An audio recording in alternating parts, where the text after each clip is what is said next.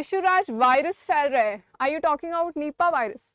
In the 6th century BC India witness the acceleration of 2 religion. तो 6th century में क्या होता है, हमने वैदिक एज में देखा था क्या, पहले अर्ली वैदिक की बात की थी, अर्ली वैदिक के बाद क्या आएगा, अर्ली वैदिक का क्या टाइम पीरियड है, मुझे कमेंट सेक्शन में बताएंगे लोग, ठीक है, कमेंट सेक्शन में बताएंगे अर्ली वैदिक का क्या टाइम पीरियड है, कब आया अर्ली वैदिक।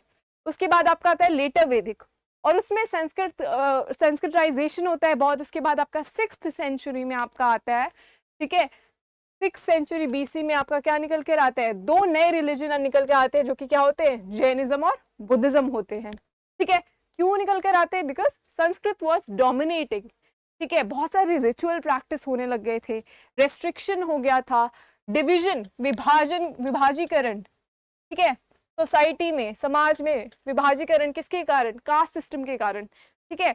क्यों हो रहा था लेटर वैदिक टाइम पीरियड में, बिकॉज ऑफ ब्राह्मणाइजेशन की वजह से डिविजन हो रहा था क्लास में। So different class, different caste के अंदर निकल कर आ रहे थे। दैट पहले ब्राह्मण्स ने अपने आप को सुप्रीम रखा, देन क्षत्रिय, देन वैश्यस, देन शूद्रास। तो ये डिविजन इतना ज्यादा हो गया था कि दे वर बीइंग रेस्ट्रिक्टेड। जो शूद्रास को टेम्पल में नहीं जाने दिया जाता था, कोई वेद नहीं पढ़ने देते, तो इतना रेस्ट्रिक्शन था।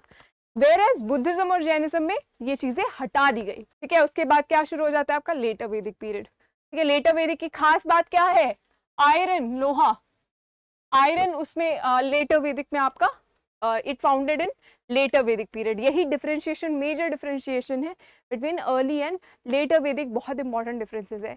और इंडस वैली सिविलाइजेशन में हमने किसकी बात की थी, ब्रॉन्ज की बात की थी, ब्रॉन्ज की बात की थी, ठीक है। तो ब्रॉन्ज होता है इंडस वैली सिविलाइजेशन के टाइम, ठीक है। The main reason for the rise of these religions was the religious unrest in the country. तो ये सब जो रिलीजन है आपको जानना, इसमें स्टेटमेंट में क्वेश्चन आ जाता है कि स्टेटमेंट कौन सा करेक्ट है। तो ये सब रिलीजन क्यों बाहर आए, क्यों होकर आए, क्योंकि देयर वाज अ अनरेस्ट। वही बात भी बोली ना हमने कि वैदिक एज में क्या हो रहा था, वैदिक काल में क्या हो रहा था, संस्कृत का प्रोलिफरेशन था, एलीट क्लास था, ब्राह्मण ने अपने रूल्स बना दिए थे कि कोई एक कास्ट दूसरे कास्ट से they will be not such meeting, कोई वेद नहीं पढ़ सकता है, टेम्पल में नहीं जा सकते हैं, the Shudra class as well as your Vaishyas class. तो ये सारे जो डिविजन क्लास में था, उन सब से ऊपर उठकर आपका बुद्धिज्म और जैनिज्म आया, जिसमें ये सारे डिविजन नहीं थे, ठीक है। यही मेजर प्रॉब्लम था। और रिचुअल सेक्रीफाइसेस, जो भी कर्म कांड होते थे ब्राह्मण लोगों ने शुरू किए थे, वो वैदिक पीरियड में जो आए थे, वो जैनिज्म और बुद्धिज्म में नहीं था। ऑल्सो एक और बहुत खास बात, ट्रेड। ब्राह्मण्स ने वैदिक एज में ब्राह्मण में ऐसे रूल लगाया कि आप ट्रेड के लिए आप एक समुद्र को पार करना एक इट इज नॉट गुड, ठीक है, हिंदुइज्म के खिलाफ है। तो ट्रेड पे बहुत इम्पैक्ट पड़ा, व्यापार पे बहुत प्रभावित हुआ, और ये सारी चीजें नहीं थी किसमें, बुद्धिज्म और जैनिज्म में। तो आप देखेंगे द ट्रेडर्स, जो ट्रेडर्स लोग थे, मर्चेंट लोग थे, ठीक है, व्यापारी लोग थे, उन्होंने ये धर्म बहुत ज्यादा मात्रा में अपनाया, बुद्धिज्म और जैनिज्म, क्योंकि उनके लिए इजी था, ठीक है, उनके लिए ये इजी था करना, ठीक है। तो उनमें वेलकमिंग था। Whereas when it comes to Vedic age, उस सबको मना कर दिया गया था। तो इसलिए बहुत बड़ा कारण था ये कि बुद्धिज्म और जैनिज्म इतना बड़े रूप में बाहर आया और बहुत लोगों में प्रभावित हुआ, ठीक है। खास बात, तीर्थंकर्स। जब जैनिज्म की बात करें तो तीर्थंकर्स होते थे, ये क्या होते थे, रिलीजियस लीडर्स। ये किसके पार्ट है, जैनिज्म के पार्ट है। तो ये रिलीजियस लीडर्स होते थे, एंड देयर वर 24। तो पहले कौन से तीर्थंकर थे, ऋषभ देव, बहुत इंपॉर्टेंट है। ऋषभ देव पहले तीर्थंकर थे, पहले रिलीजियस लीडर थे, किसके, जैनिज्म के। देखिए बुद्धिज्म का क्या फिलॉसफी था वो जानना जरूरी है।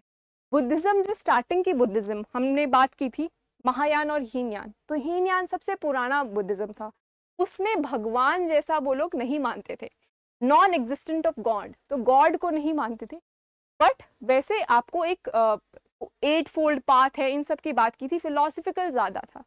तो इसलिए ब्राह्मण में इन लोगों को सेक्शन में डिविजन था, क्षत्रिय, ब्राह्मण, ठीक है, वैश्य, शूद्र। और Shudra was not allowed to enter temple, temple में एंट्री नहीं मिलती थी। वैश्यास के साथ भी बहुत रिस्ट्रिक्शन था, ठीक है। तो इसीलिए उनके लिए क्या फायदेमंद रहा, उनके लिए बुद्धिज्म फायदेमंद रहा। उनको लगा कि यहाँ पर हमारी रिस्पेक्ट की जा रही है, हमें फिलोसफीज दी है, हमारे अंदर इतना भेदभाव नहीं रखा जा रहा है, ठीक है, अनटचेबल्स नहीं माना जा रहा है हमें। तो इस कारण से हाँ, बहुत लोगों ने बुद्धिज्म को अपनाया। जो शूद्र क्लास कास्ट के थे, ठीक है। तो इसलिए इन्होंने, बहुत लोगों ने बुद्धिज्म को अपनाया, ठीक है। चलिए आगे देखते हैं। तो पहले तीर्थंकर कौन होंगे? ऋषभदेव। और उसके बाद कौन से 23rd कौन से होंगे? पार्श्वनाथ। पार्श्वनाथ कौन से होंगे? 23rd तीर्थंकर होंगे,